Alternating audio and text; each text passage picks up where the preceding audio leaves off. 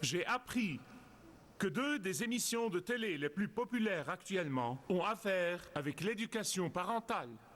L'une est intitulée SOS Nanny et l'autre est intitulée La Super Nanny. Ce que ça me prouve en fait, c'est que la plupart des parents sont vraiment désespérés dans leur désir de faire quelque chose pour leurs enfants et ont besoin d'aide. Mais cette série de messages que nous avons collectivement appelés SOS Parents est plus importante pour les parents, les grands-parents, ainsi que pour les enseignants de l'école du dimanche, les babysitters, les oncles et les tantes, et ça touche vraiment tout le monde ici aujourd'hui.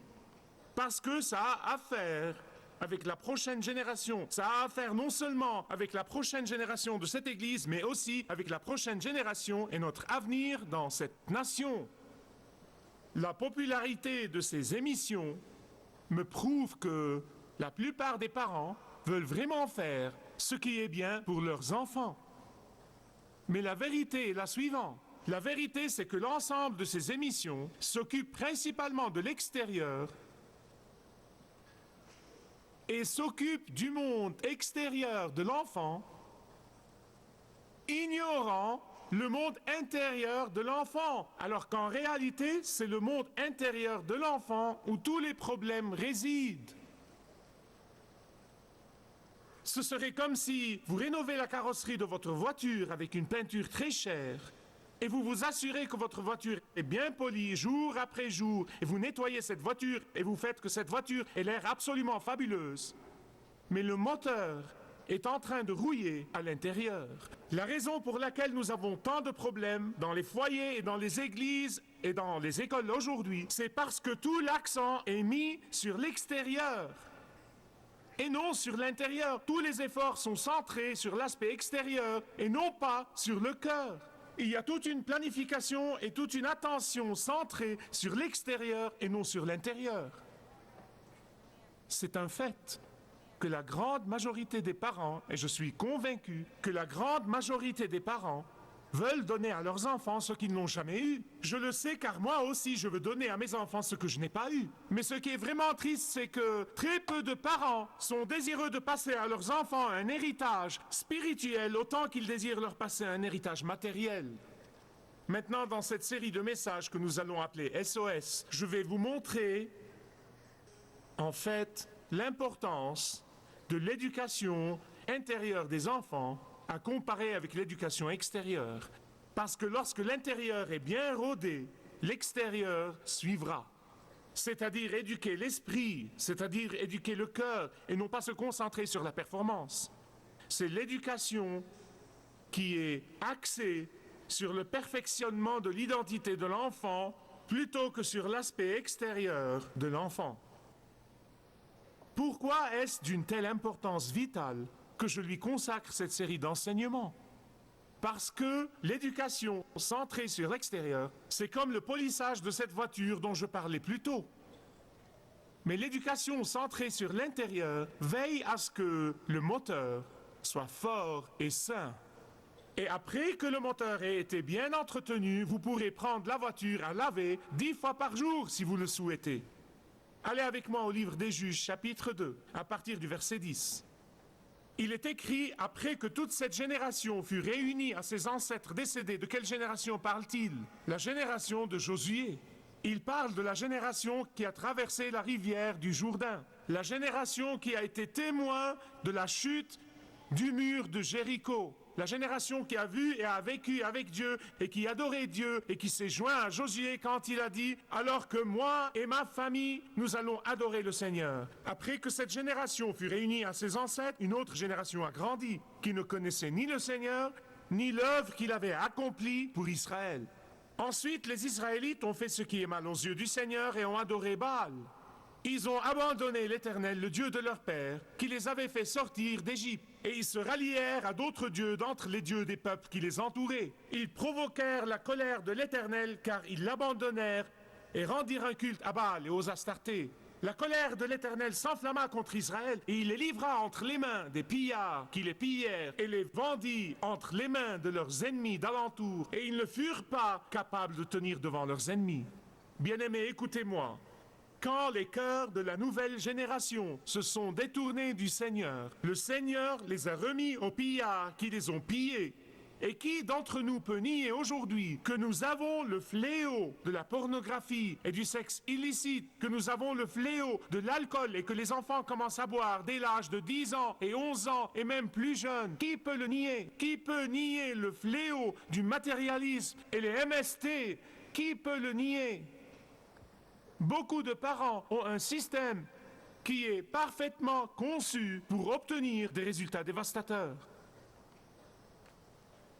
Je suis convaincu que si je demande à un parent, un oncle, une tante, grand-parent aujourd'hui, quelle est votre préoccupation principale pour vos enfants, j'aurai probablement certaines des réponses suivantes. Qu'ils fassent de bonnes choses, rien de mal à ça. Qu'ils aient une bonne éducation, très bien. Qu'ils soient diplômés, qu'ils aient de bonnes notes à l'école, c'est très bien. Sans doute que certains diront qu'ils soient de bons athlètes, ou ils diront qu'ils grandissent dans l'intégrité morale, et c'est bon. Beaucoup d'enfants peuvent avoir toutes ces bonnes choses, mais ensuite ils vont grandir en rejetant le Seigneur Jésus-Christ comme Seigneur de leur vie. Pourquoi? Parce que cette éducation parentale extérieure produit des résultats défectueux. Mais l'éducation parentale intérieure consiste à aider les enfants à grandir en aimant Dieu et en s'aimant les uns les autres. Je suis personnellement convaincu que la plupart des parents essayent de faire de bonnes choses à travers leurs enfants, j'en suis convaincu. Qu'importe que les parents soient chrétiens ou pas, ils veulent savoir ce que leurs enfants font. Mais la principale préoccupation des parents ne devrait pas être le quoi, mais le pourquoi. Pourquoi mes enfants font-ils ce qu'ils font? C'est la question que tous les parents et les grands-parents, les oncles et les tantes devraient se demander. Pourquoi mon enfant fait-il ce qu'il est en train de faire? Je suis un papa qui a fait un tas d'erreurs. Et je parle à mes enfants, maintenant qu'ils sont adultes, des erreurs que j'ai commises. Pourquoi? Parce que je veux qu'ils apprennent de mes erreurs, afin qu'ils ne répètent pas mes erreurs. Mais je peux vous dire qu'avec tous mes défauts et toutes mes erreurs, ma profonde préoccupation pour mes enfants quand ils grandissaient, ce n'était pas tant leur éducation extérieure que leur système de croyance. Pourquoi? Parce que j'ai toujours été convaincu, et je suis convaincu aujourd'hui, que lorsque la croyance est juste, lorsque le cœur est droit, lorsque l'esprit est avec Dieu, l'apparence extérieure prendra soin d'elle-même. Mon premier souci n'était pas de m'occuper de l'attitude apparente de mes enfants. En fait, parce que ce n'était pas ma préoccupation primordiale, ça ne voulait pas dire que je n'y intéressais pas. Mais ce que je voulais que mes enfants fassent, par-dessus toute chose, c'est grandir dans l'amour de Jésus et savoir ce que cela a coûté au Dieu du ciel de les aimer et d'envoyer son Fils mourir sur la croix pour leurs péchés. Ça a toujours été mon objectif, parce que je suis convaincu, je l'étais déjà et je le suis maintenant plus que jamais, alors que j'observe et que je vois ce qui se passe, que le comportement intègre suit les convictions profondes et jamais l'inverse. Jamais l'inverse. Lorsque Josué avait environ 14 ans, nous étions assis dans la voiture ensemble, paisiblement, et vous savez, Josué a l'étonnante capacité, quand il s'apprête à me poser n'importe quelle question, à laquelle il sait qu'il y a 50% de chances que je dise non, il la prépare, il l'organise, et il commence à faire une vraie mise en scène. Il ne vient pas simplement et pose sa question. Il bâtit son argument. Et puis il dit, papa, je veux te poser une question. J'ai dit, qu'est-ce que c'est? Il a dit, puis-je me raser la tête? Eh bien, j'aurais pu lui dire, qu'est-ce que les gens diraient? J'aurais pu lui dire, que vont penser les gens? J'aurais pu dire, quel mauvais exemple tu seras pour les autres. Après tout, ton père est le pasteur de l'église des apôtres. Tu ne peux pas faire ça. Ne penses-tu pas que ça va être mal interprété? Et j'aurais pu continuer. Je n'ai rien dit de la sorte. Vous savez ce que j'ai dit? Vous voulez savoir ce que j'ai dit? Seulement si c'est moi qui te rase. Et oui, il a pris du temps pour se remettre du choc, car il était en train d'anticiper le prochain argument, il était en train de bâtir ses arguments. Mais il a dit super, J'ai fait demi-tour sur Roswell Road et je suis allé dans un magasin et j'ai pris un de ces rasoirs. Un rasoir électrique, vous savez. Mais vous savez ce qu'était ma plus grande inquiétude? Ma plus grande inquiétude était sa mère. Elle aimait ses boucles. Et je savais qu'elle allait piquer une crise, alors j'ai commencé à prier pour elle. Eh bien, je l'ai ramenée à la maison, et de suite, j'ai branché la machine et je lui ai rasé la tête, et je suis devenu un grand coiffeur, tout d'un coup. Parce que vous ne pouvez pas faire d'erreur. C'était comme tondre la pelouse. Eh bien, la seule chose que nous avions tous les deux oubliée, c'était que c'était l'hiver. Et sa tête avait froid. Alors il marchait les mains sur la tête, comme ça, pour que sa tête soit au chaud. Et les 2 dimanches suivants, il n'a pas eu envie de porter un chapeau. Il faisait froid à l'extérieur de la maison, alors il portait un bandana. Un bandana rouge, c'était dans le tiroir. Il a choisi de le mettre et l'a porté le dimanche. Eh bien, après 2 dimanches comme ça, une gentille vieille dame s'approche de moi. C'était il y a de nombreuses années. Et elle marche vers moi, me serre la main à la fin du culte. Et elle dit quelque chose comme « Eh bien, je suppose que votre fils passe maintenant par la période de rébellion. » Et Dieu m'en est témoin, j'avais oublié tout au sujet de la tête rasée. Alors je lui ai demandé qu'est-ce qu'il a fait. Je veux dire, je pensais qu'il avait fait quelque chose. Elle a dit toute cette affaire de se raser la tête et ce bandana. Je lui ai dit « Oh non !» Je lui ai dit « C'est moi qui l'ai rasé. »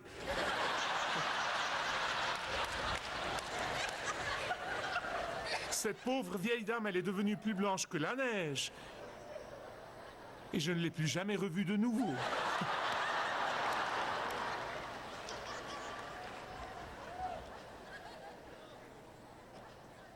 Elle regardait aux apparences et non pas à l'esprit et non pas au cœur. J'ai grandi dans une maison où on me martelait les oreilles. On me les martelait. Certains d'entre vous ont vécu la même chose et peuvent donc s'identifier à moi. Que les apparences viennent avant tout. Les apparences sont la chose la plus importante. Et donc mes parents ont pensé que s'ils pouvaient m'enchaîner quand je violais leur code d'apparence, j'apprendrais à bien me comporter. Vous savez ce que j'ai fait? Je me suis rebellé encore plus, jusqu'à ce que la grâce de Dieu m'ait retrouvé. Et je remercie Dieu pour sa grâce. Je remercie Dieu pour sa grâce. Je me souviens d'avoir fait une promesse à Dieu, avec chacun de mes 4 enfants quand ils sont nés, que j'allais être un père qui allait éduquer le cœur et l'esprit, que j'allais me libérer de la tradition dans l'éducation des enfants, dans laquelle j'ai vécu, qui était totalement axée sur l'extérieur et sur le comportement visible et non sur le perfectionnement du cœur. Je me suis donc engagé avec Dieu à la naissance de chacun de nos 4 enfants que j'allais me concentrer sur le fait que mes enfants aiment Dieu et non pas sur l'aspect extérieur. Je me suis engagé avec Dieu que mes enfants n'allaient pas faire la bonne chose parce que leur papa est pasteur d'église, non. Mais ils allaient la faire parce que leur Père Céleste a payé le prix ultime pour leurs péchés, parce que leur Père Céleste les aime infiniment. Je me suis engagé avec Dieu que je ne ferai pas ce que mes parents ont fait pour moi, qui était mettre l'accent sur l'aspect extérieur, au lieu de laisser ma conviction de droiture déterminer mon comportement. Couvrir les enfants de honte et leur demander de se conformer dans leur comportement extérieur les touche au cœur même de leur identité en Christ. Couvrir nos enfants de honte dans le polissage extérieur de la voiture alors que le moteur est bloqué et rongé par la rouille est faux. S'il vous plaît, ne me méprenez pas, comprenez-moi bien. Je ne suis pas en train de dire, je tiens à répéter que je ne suis pas en train de dire que nous ne devons pas aider nos enfants à faire la distinction entre le bien et le mal. Ce n'est pas ce que je dis. Et je ne dis pas que nous ne devrions pas discipliner nos enfants pour qu'ils acquièrent une attitude et un comportement acceptable. Ce n'est pas du tout ce que je dis. Écoutez, je suis un grand partisan de la correction physique. réellement. Et je n'ai jamais suivi le docteur Spock, j'ai suivi le docteur Salomon. Et docteur Salomon a dit, celui qui ménage son bâton gâte son fils. Pourquoi? Parce que la douleur physique, quand elle est associée avec le mauvais comportement, il s'en souviendra toujours. Tout comme toucher un four chaud. Vous allez toujours vous rappeler de ne pas le toucher. Mais c'est différent. C'est différent que de les déprécier. C'est différent que d'essayer de les amener à devenir des adultes dans leur monde d'enfants. C'est différent que de les humilier en public. C'est différent que de leur dire qu'ils ne pourront jamais devenir quelqu'un à cause de ce qu'ils font. C'est différent que de leur dire qu'ils sont stupides à cause de ce qu'ils font. Beaucoup d'entre vous savent de quoi je parle. Et certains d'entre vous présents ici pensent et disent, tu sais, Michael, c'est vraiment trop tard pour moi, c'est peut-être bien pour les jeunes parents.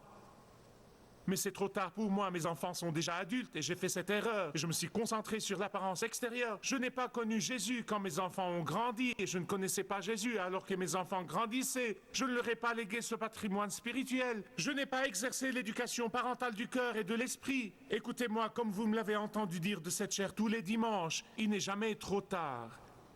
Vous prenez le téléphone et puis vous dites à votre enfant adulte, « J'ai péché contre toi quand j'ai mis l'accent sur les mauvaises choses. Pardonne-moi. S'il vous plaît, ne faites pas ça avec vos enfants. Éduquez leur cœur. Mieux encore, envoyez-leur une cassette. Ils vont apprécier. Il n'est jamais trop tard, peu importe quel âge vous avez. » Il y a un autre problème auquel nous sommes confrontés dans notre culture d'aujourd'hui. Il semble que nous ayons un grand nombre de parents aujourd'hui qui sont subjugués, qui sont charmés par ce mensonge qui dit que nous ne devons pas porter atteinte à l'esprit des enfants, que nous ne devons les influencer d'aucune façon afin que quand ils grandissent, ils puissent se faire leur propre opinion et ils ont droit à leur opinion.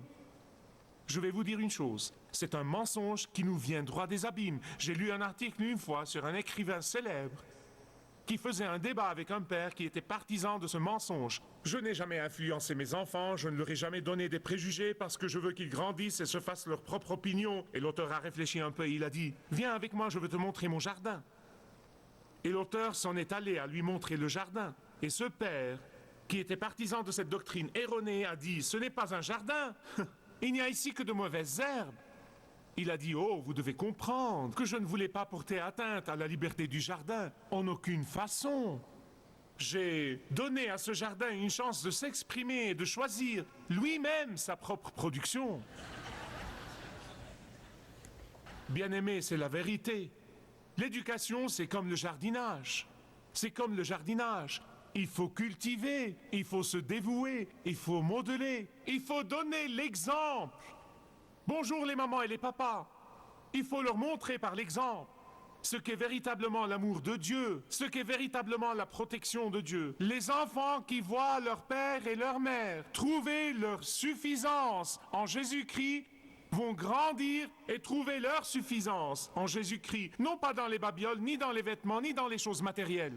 Les enfants qui voient leurs parents s'abstenir de péché en raison de leur amour pour Jésus-Christ et l'amour de Dieu pour eux vont grandir loin du péché à cause de leur amour pour Jésus-Christ et l'amour de Dieu pour eux. Cultivez le cœur de l'enfant. Amenez les enfants à voir leur identité en tant que précieuses créatures à l'image même de Dieu, en attirant l'attention des enfants sur le coût qui a été payé par le Fils de Dieu à cause de leur péché et de mon péché. Ça prend du temps, ça prend de l'énergie, ça prend de l'effort, c'est à cultiver. Je pense que si l'un de mes enfants était sur la plateforme aujourd'hui, il vous aurait dit que son papa a maîtrisé et perfectionné la technique du lavage de cerveau. J'ai perfectionné, et je le dis sans honte, c'est notre travail, c'est notre métier constamment, constamment. Si vous lisez dans le livre de Deutéronome, il est écrit matin et soir, à chaque occasion, au cours des repas, vous avez constamment, constamment à cultiver.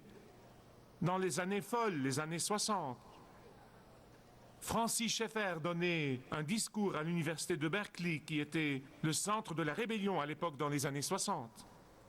Et la salle était remplie d'étudiants.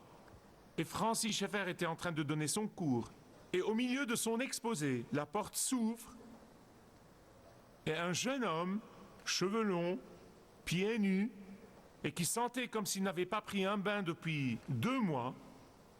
Et il était naturel pour les étudiants de mettre la main sur le nez alors qu'ils passaient dans la salle de cours. Et Schaeffer a arrêté son cours et a vu qu'il n'y avait pas de siège disponible, alors il a saisi son siège qu'il utilisait en tant que conférencier. Il a dit: jeune homme, bienvenue, nous sommes heureux de vous avoir parmi nous. Je suis heureux que vous soyez là. Venez vous asseoir. Ce jeune homme, avec beaucoup de réticence, s'est assis en essayant de faire du bruit et d'attirer l'attention. Et puis après 10 minutes de cours, ce jeune homme commence à crier à Francis Schaeffer. Il a dit: pourquoi vous ne me haïssez pas? Pourquoi vous ne me haïssez pas? Je ne vous ressemble pas, je ne sens pas comme vous, je ne pense pas comme vous. Pourquoi vous ne me haïssez pas? Et seul Francis Schaeffer aurait pu faire cela. Il a dit: jeune homme, comment puis-je vous haïr alors que vous êtes une belle créature que Dieu a créée à sa propre image? Comment puis-je vous haïr quand Dieu vous a créé et vous a formé et vous a aimé? Et avant la fin de la nuit, ce jeune homme a donné sa vie à Christ et est entré dans le ministère. Il avait grandi dans un foyer chrétien, une maison qui portait toute son attention sur l'extérieur et non pas sur la régénération du cœur. Et il se rebellait contre ses parents. Je vous dis cela pour une raison.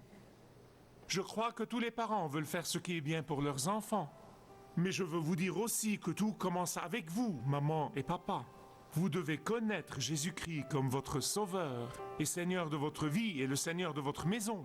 Tout commence par vous expérimentant le pardon que le Seigneur Jésus-Christ et lui seul peut vous donner. Il peut vous le donner aujourd'hui. Il faut commencer par vous remettre à lui. Et alors vous serez en mesure d'être modèle d'éducation divine pour vos enfants. Si vous désirez connaître Dieu d'une manière personnelle, demandez le livret « Retrouvez la joie que vous avez toujours désirée » et vous pourrez découvrir l'amour de Dieu pour vous et apprendre comment expérimenter son pardon.